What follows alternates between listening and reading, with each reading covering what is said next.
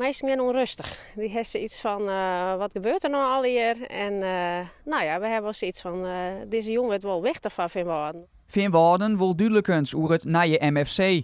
Tongejoen neemt de gemeente er een besluit over. De verwachting is dat zo'n 200 Veenwoudsters naar het gemeentehuis komen en in spanning afwachten zullen. Wij graag een sporthal hebben, wat wij graag willen, gewoon een volwaardige sporthal. Ja, daar moeten we nou al even ons jaren letten. Dus nou, dat jaren is van soort mensen die naar mij komen, maar ik hoef ik ook opziekje om te zien van hoe kunnen we dit goed richting de Rie duidelijk maken.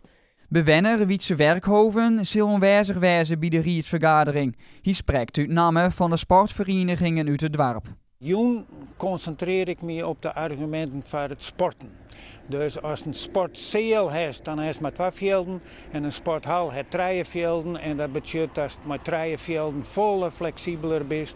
En boven dat kun je dat dan broeken straks voor een podium, voor douchen, muziek en de hellingbazen bijvoorbeeld.